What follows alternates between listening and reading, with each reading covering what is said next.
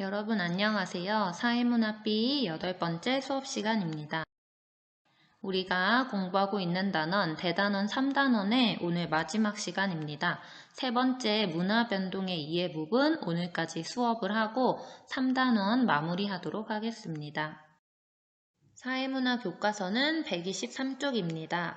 학습 목표, 문화 변동 과정에서 발생하는 문제의 대처 방안을 모색할 수 있다.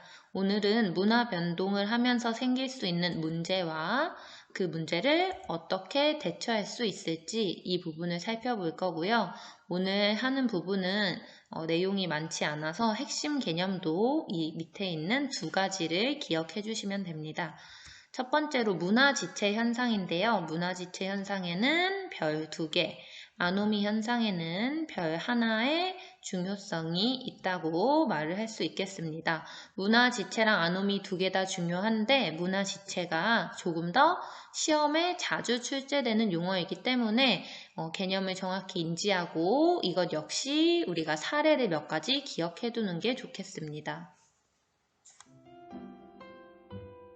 현대인에게 자동차는 생활의 일부입니다.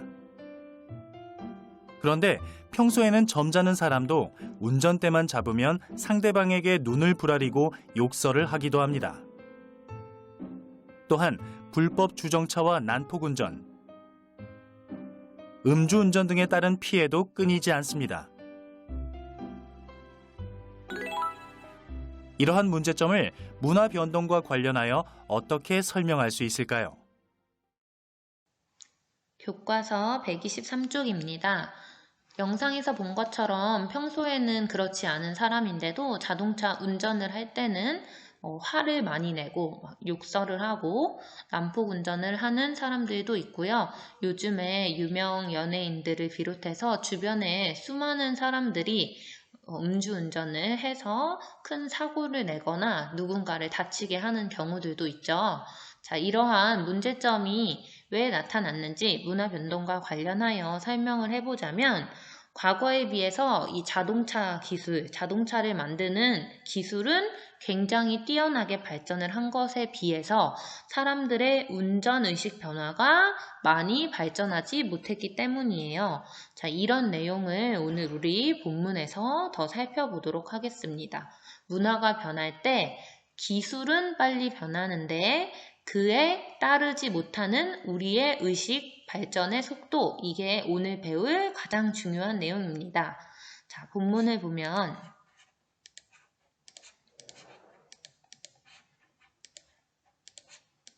문화 변동으로 문화가 다양해지고 삶의 모습도 풍요로워지기도 하지만 그에 따른 부작용도 발생한다. 먼저 문화 지체가 나타날 수 있다. 선생님이 지금까지 말한 이러한 기술이 빠르게 발전하지만 우리의 의식이 그러한 속도를 따라가지 못하는 것을 문화 지체라고 합니다.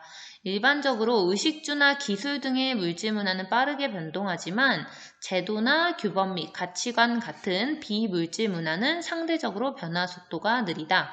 이처럼 물질 문화의 변동 속도와 비물질 문화의 변동 속도 간 차이로 나타나는 부조화 현상을 문화 지체라고 한다. 자, 그래서 이 문화 지체라는 용어는 여러분이 반드시 알아야 하고요. 선생님이 아까 기술이라고 표현을 했었는데 기술 같은 것들은 물질 문화라고 하고요. 우리의 의식이나 아니면 우리 사회의 제도, 가치관, 규범 이런 것을 비물질 문화라고 해요. 그래서 물질 문화와 비물질 문화는 발전하는 속도가 달라요. 물질 문화가 조금 더 빠르게 발전하는 데 비해서 보통 비물질 문화의 발전 속도가 느린 편입니다. 우리의 의식 같은 거, 가치관 같은 것은 쉽게 바뀌지 않죠. 그래서 이때 나타나는 이러한 문제점들을 문화 지체 현상이라고 하고요. 이런 것을 우리 문화 변동의 부작용 첫 번째라고 하겠습니다. 문화 변동의 부작용을 총 3개를 줄을 쳐볼게요. 자, 첫 번째 부작용이 바로 문화 지체. 자, 두 번째 부작용이 바로 여기 나와 있는 문화의 정체성 약화입니다.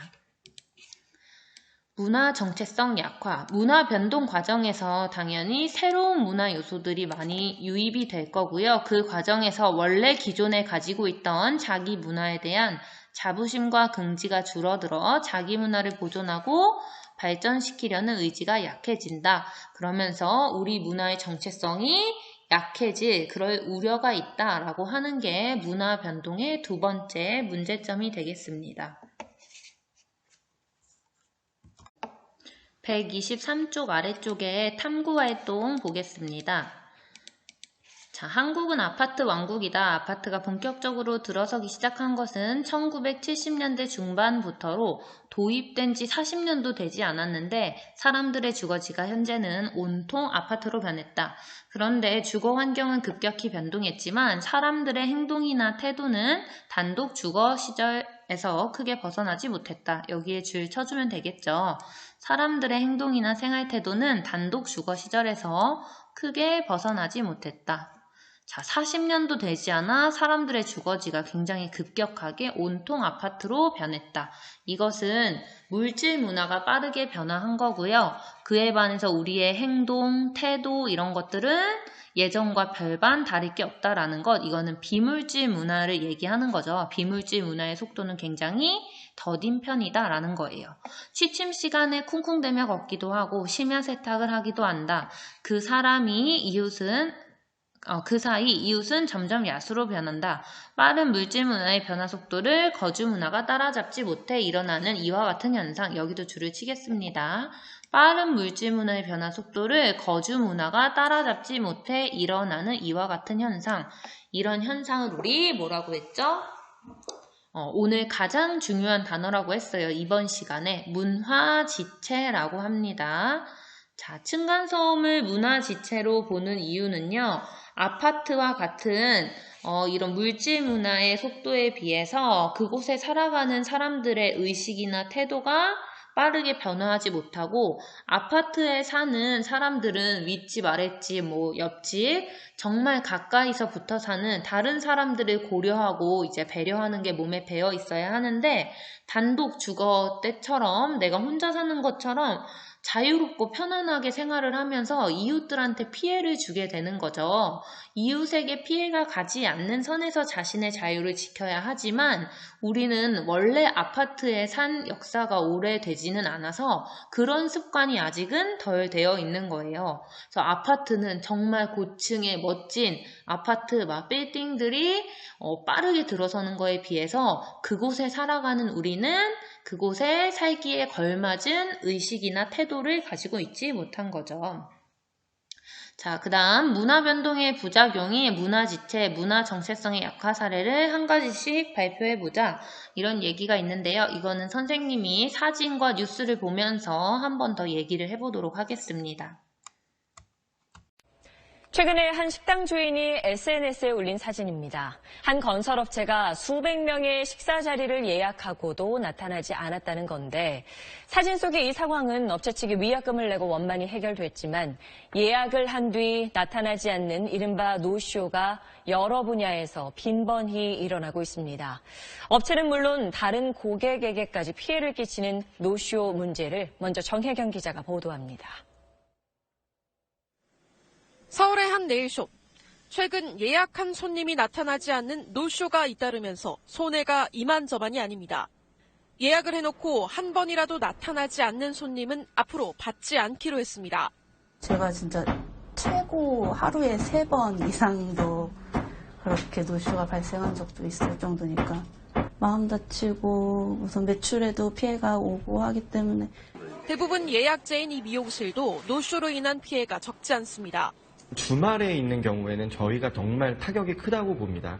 한 건의 노쇼 고객이 발생해도 그 다음에 좀 저희 다른 고객들의 서비스에 불편함을 주는 경우가 좀 많습니다. 항공업계에선 노쇼 피해를 최소화하기 위해 정해진 좌석수를 초과해 탑승 예약을 받는 오버부킹 제도를 도입했지만 이로 인한 고객과의 분쟁도 이어지고 있습니다. 화가 나는 거는 제대로 된 보상이 이루어지지 않아서 항공사의 이익을 위해서 우리 고객은 약간 의리된 입장? 서비스업뿐만 아니라 국립대병원 14곳의 외래 환자 예약 부도율도 평균 13%를 웃도는 것으로 나타났습니다. 노쇼가 다른 환자의 진료받을 권리까지 침해하고 있는 겁니다. 노쇼로 발생하는 사회적 비용은 연간 4조 5천억 원. 시민의식 개선을 요구하는 캠페인이 펼쳐지고 있지만 여전히 노쇼는 사회 곳곳에 만연해 있습니다. SBS 정혜경입니다. 자, 우리 뉴스를 보면 노쇼 현상 때문에 입는 사회적 피해가 굉장히 크다는 것을 알 수 있는데요. 미용실, 음식점, 네일아트샵 같은 서비스 업종부터 병원이나 항공업계 등까지 입는 피해가 굉장히 크다고 해요. 이러한 노쇼 문제를 우리 방금 배웠던 문화지체라는 개념으로 설명을 할 수가 있어요. 그래서 탐구활동에 여기 2번 질문을 보면 문화지체 현상의 사례를 더 추가로 얘기를 해보자 라고 나와 있죠. 자, 이 문화지체 사례로 우리 인터넷이나 전화 같은 것을 통해서 요즘에 손쉽게 예약을 할 수가 있어요. 그래서 이 예약 시스템은 굉장히 발전이 되어 있습니다. 자, 이런 예약 시스템 자체는 물질 문화죠. 이것에 반해서 우리가 예약을 하고 그것을 지켜야 한다는 것, 그것을 지키지 못할 시에는 또 즉시 알려줘서 그 업종에 피해가 없도록 해야 되는데 약간 취소하기도 민망하고 그냥 예약해놓고 다른 거 하다가 정말 잊어버리기도 하고 해서 예약을 잘 우리가 지키고 약속을 이행하는 이런 예약 문화는 뒤떨어져 있어요. 예약 시스템의 발전, 물질 문화의 발전 속도에 비해서 이 예약 문화라는 비물질 문화는 발전 속도가 아주 더딘 거죠. 자, 이런 괴리 속에서 발생하는 것 바로 문화지체라고 합니다. 자, 문화지체하면 또 추가적으로 가장 많이 얘기할 수 있는 예가 바로 인터넷인데요. 자, 초고속 인터넷망이 우리나라에 굉장히 발전이 되어 있죠. 아주 초고속 인터넷, 전자기기, 스마트폰 이런 물질문화 시스템이 아주 발전이 되어 있는데 반해서 인터넷을 사용하는 우리의 의식은 어떠한가? 우리가 분명히 반성할 점이 많아요. 그래서 인터넷 문화는 그 발전 속도가 느리다. 대표적으로 인터넷 문화의 발전 속도가 느리다는 것을 우리가 알 수 있는 것은 인터넷의 익명성이라는 특성을 이용해서 악플을 많이 달고요. 다른 사람들한테 상처를 주고 명예훼손을 하고 모욕을 하고 그 다음에 자살까지 몰고 가는 그런 문제들도 있겠죠. 거기에 저작권 문제 같은 것도 예를 들 수 있겠습니다.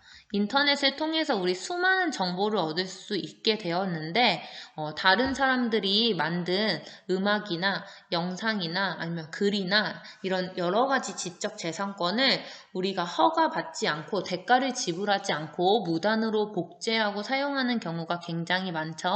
선생님도 이거 영상을 수업을 찍어서 유튜브에 올리다 보니까 아무래도 이것저것 할 때마다 이게 저작권에 걸리진 않을지 하나씩 다 염려되고 걱정이 되는 부분이 많아요. 우리가 이런 부분에 대한 인식이나 의식이 아직은 많이 발전되지 못했다는 것, 물질 문화의 발전 속도를 비물질 문화가 따라잡고 있지 못하다는 것, 이런 것을 문화지체라고 합니다. 선생님이 간판 4개를 보여줄게요. 첫 번째와 두 번째는 음식점 간판이에요. 둘 다 이탈리안 레스토랑인데 파스타리오, 스파게티, 피자, 리조또라고 한글로 딱 써져 있는 간판과 영어로만 쓰여 있는 간판이 있고요. 그 다음에 아래는 여러분이 다 잘 알고 있는 카페 이름이죠. 자, 그래서 이걸 한글로 간판을 한 것과 보통 우리가 많이 볼 수 있는 이제 영어 간판 사진을 준비했는데요.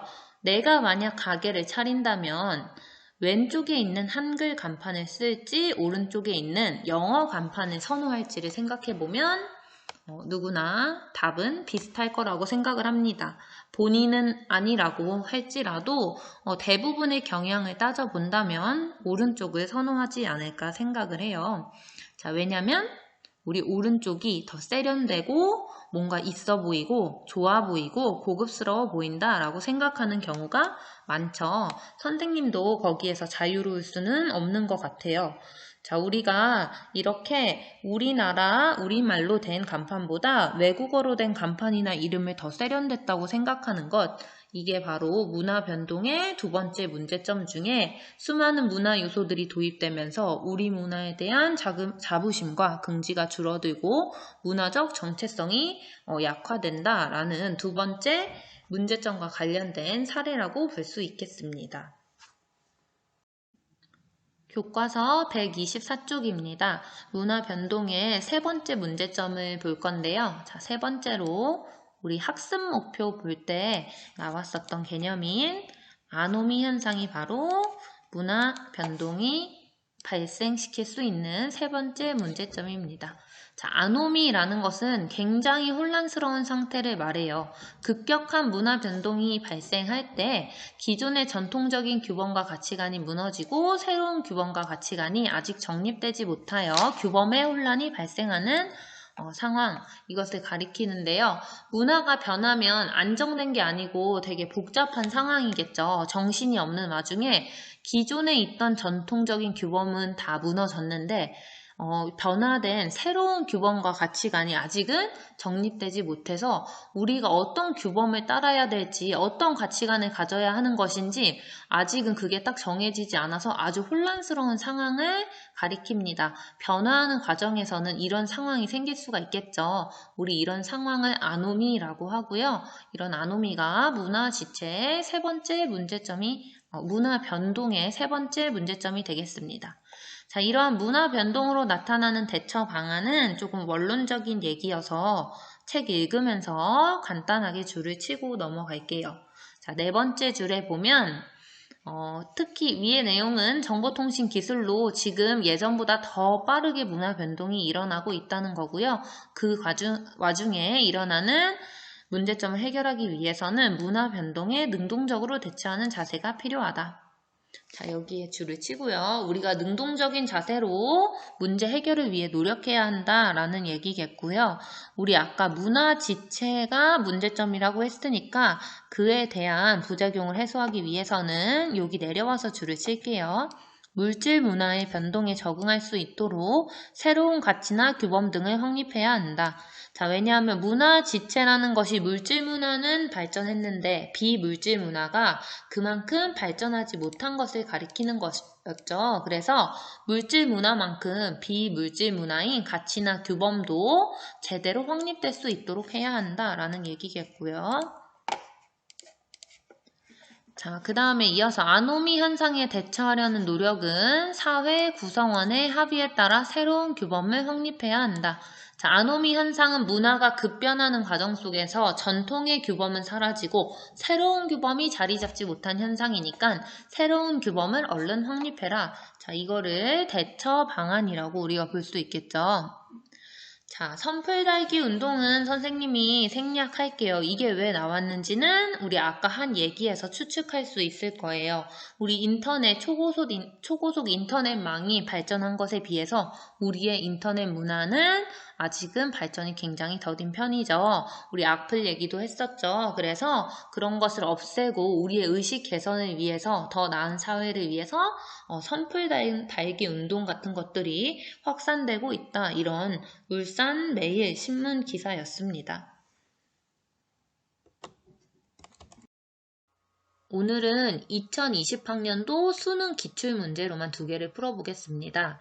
9번 다음 자료에 대한 설명으로 옳은 것은 단 A에서 C는 각각 전체문화, 하위문화, 반문화 중 하나이다. 자, 이거는 4강, 5강, 6강 이런 거 배울 때 했던 내용이고 오늘 배운 것은 아니죠. 그렇지만 문제 전체적으로 보면 오늘 배운 개념들이 섞여 있어요. 이 문제에. 그래서 9번을 다양한 문화 배울 때 풀지 않고 오늘 풀어보게 됐습니다. 자, 박스를 보면 우리 A에서 C를 일단 구분해야 되기 때문에 A, B, C가 어떤 것에 해당할지 생각을 하면서 읽어봐야 되는데요. 처음에 인터넷 개인 방송은 A였다. 영상 제작 및 편집 기술을 가진 일부 사람들을 중심으로 인터넷 개인 방송이 운영되었다. 그때는 편리한 제작 도구가 보급되기 전이어서 인터넷 개인 방송을 누구나 쉽게 운영하기 어려웠다. 여기 힌트가 많이 나와요. 일단 일부 사람들만 했대요. 우리 일부 사람들만 누리는 것은 하위 문화라고 했었죠. 그리고 누구나 쉽게 운영하기가 어려웠다. 이런 힌트로 A가 하위 문화임을 추론해 볼 수 있겠습니다. 다시 두 번째 동그라미를 보면 인터넷 개인 방송이 지상파 방송 프로그램을 능가하는 큰 관심과 화제성을 보이며 대중문화를 주도하고 있다. 대다수 사회 구성원이 즐기고 있는 지금의 인터넷 개인 방송은 B이다. 자, 보면 B는 대다수 사회 구성원이 즐기고 있대요.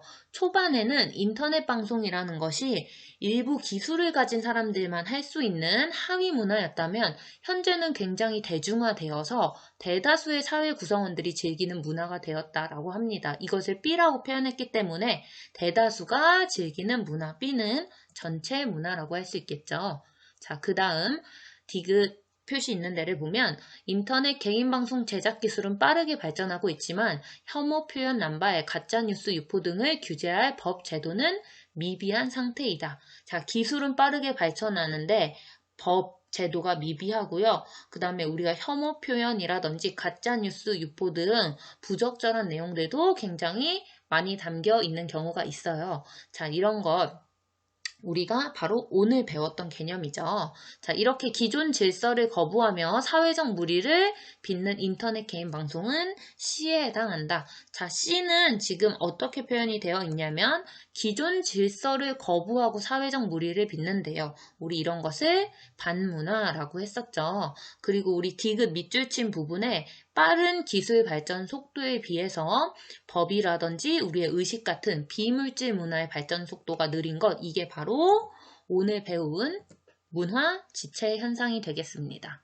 보기를 보겠습니다. 1번, 기억은 인간의 지적 욕구를 충족해주는 비물질 문화에 해당한다. 자, 기억 편집 기술인데요. 이 기술이나 도구 같은 것은 비물질 문화가 아니라 물질 문화에 해당하겠습니다. 2번, 니은에서의 문화는 좁은 의미로서의 문화이다. 니은은 대중문화인데요. 이 좁은 의미로서의 문화라는 것은 교양 있고 세련되고 이런 것을 의미하는데 대중문화는 우리 대중들이 즐기는 모든 것을 대중문화라고 해요. 대중들이 즐기는 문화의 총체를 뜻하기 때문에 좁은 의미의 문화가 아니라 넓은 의미의 문화를 뜻한다고 할 수 있겠습니다. 3번, 디귿은 비물질 문화의 변동 속도를 물질 문화의 변동 속도가 따라가지 못해 발생한 사례이다. 이거 거꾸로 얘기를 하고 있죠. 비물질 문화의 속도를 물질 문화가 못 따라가는 게 아니라 물질 문화의 변동 속도를 비물질 문화의 속도가 따라가지 못하는 거죠. 자, 그래서 틀린 보기가 되겠습니다. 4번, B는 C와 달리 전체 사회의 규범을 부정하고 지배적인 가치와 대립하는 문화이다. 지금 이 설명은 반문화에 대한 설명인데 B와 C의 위치가 바뀌어 있죠. 네, 그래서 4번도 틀린 보기라고 하겠습니다. 5번, A, C는 모두 기존 문화의 다양성과 역동성을 제공할 수 있다. A와 C는 하위 문화와 반문화를 뜻하고요. 반문화도 크게 보면 하위 문화에 포함되는 개념이죠. 이 하위 문화는 문화의 다양성을 증진시킨다라고 했습니다. 그래서 5번이 맞는 보기가 되겠고요. 이 9번 문제의 답은 5번이 되겠습니다.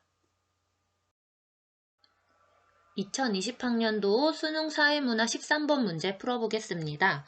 가나에 나타난 문화 변동에 대한 분석으로 가장 적절한 것은 문화 변동에 대한 문제이고요. 문화 변동은 지난 시간 7강에서 배웠던 것인데 그때 새로 배운 개념들이 좀 많아서 이번 시간에 문제를 풀어보기로 했었죠.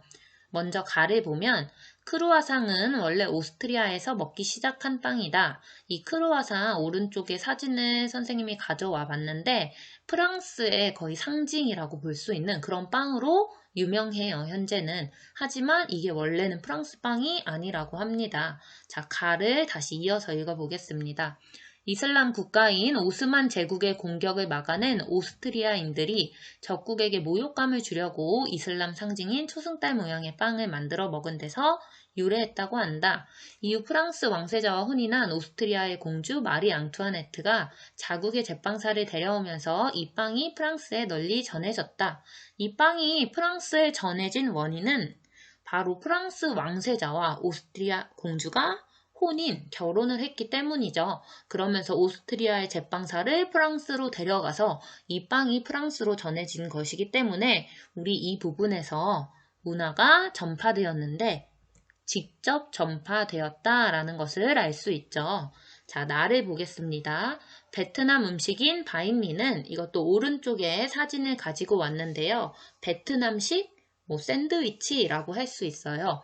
프랑스의 식민지 시절에 전래된 프랑스빵 바게트에서 유래하였다. 처음 베트남인들은 바게트를 고급 음식으로 여겨 연유에 찍어 먹었다. 이것이 후에 바인미로 불리게 되었고 바게트의 베트남 고유의 음식으로 속을 채워 먹기 시작하면서 지금과 같은 새로운 형태의 대중적인 먹거리로 변화하였다. 자, 이걸 보면 식민지 시절에 전래됐대요. 프랑스에서 이 빵이 베트남으로. 자, 이 부분에서 우리도 직접 전파가 이루어졌음을 알 수 있고요. 지난 시간에 직접 전파 말고 문화 전파가 간접 전파와 자극 전파도 있다고 했는데 간접 전파는 매체를 통한 것이어서 지금 이 사례들에서는 찾아볼 수 없고요. 자극 전파는 다른 문화의 자극을 받아서 새로운 것을 발명을 해내야 하는 건데 여기에서는 그런 얘기도 없죠. 그래서 둘 다 직접 전파에 해당합니다. 처음 베트남인들은 바게트를 고급 음식으로 여겨 연유에 찍어 먹었고 이것이 이후에 바인미로 불리게 되었고 베트남 고유의 음식으로 그 바게트의 속을 채워 먹기 시작하면서 지금과 같은 새로운 형태의 대중적 먹거리로 변화하였다. 자, 새로운 형태로 이 바게트가 베트남식 음식과 만나면서 새로운 먹거리가 되었대요. 우리 A와 B라는 문화가 만나서 C, 새로운 문화 요소가 만들어지는 것, 이것을 문화의 융합이라고 했습니다. 수식으로 A 플러스 B는 C다 이렇게 얘기했었죠. 자, 그럼 보기를 한번 보겠습니다. 1번, 가에는 문화 동화의 사례가 나타나 있다. 문화 동화의 사례는 전혀 나타나 있지 않아요. 크루아상이 오스트리아에서 프랑스로 전파됐다고 해서 프랑스 빵이 완전히 사라지고 크루아상만 남게 되고 이런 것 아니죠. 자, 2번, 나에는 문화 융합의 사례가 나타나 있다. 자, 맞고요. 3번, 가에는 나와 달리 간접 전파의 사례가 나타나 있다. 말했지만 매체를 통한 전파인 간접 전파는 나타나 있지 않습니다. 2번 눌렀네요. 4번, 나에는 가와 달리 자극 전파의 사례가 나타나 있다. 자극 전파 나타나 있지 않고요. 나에 나타난 것은 문화 융합입니다. 바인미라는 것은 프랑스의 음식 문화인 바게트와 그 다음에 그 속은 베트남 고유의 또 음식 문화죠. 두 개가 만나서 새로운 형태의 먹거리가 된 것이죠. 이것은 문화적 자극을 받아서 발명이 이루어진 것이다 라고는 볼 수 없고요. 두 개의 문화 요소가 결합하면서 새로운 형태가 되었다라고 해석해야 하기 때문에 문화 융합이라고 봐야 합니다.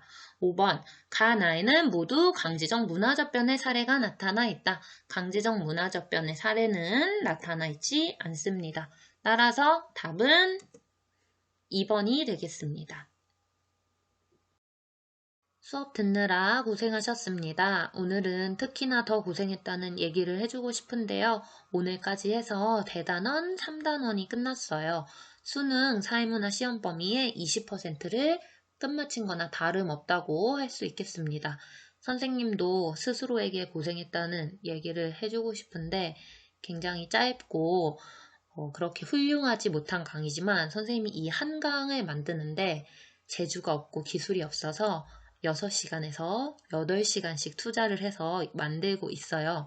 진짜 별거 아닌 것 같지만 선생님이 부족해서 이렇게 긴 시간을 투자해서 만들고 있는데 여러분이 공부를 하면서 이해가 잘 됐으면 좋겠고 어렵거나 이해가 안 가는 게 있으면 유튜브 채널에 댓글로 달거나 아니면 계약한 후에 선생님과 만나서 직접 질문을 하면 열심히 선생님이 최선을 다해서 여러분에게 알려주도록 하겠습니다. 네, 다음부터는 대단원 4단원으로 넘어가서 사회 계층이나 복지와 관련된 내용을 배우도록 하겠습니다.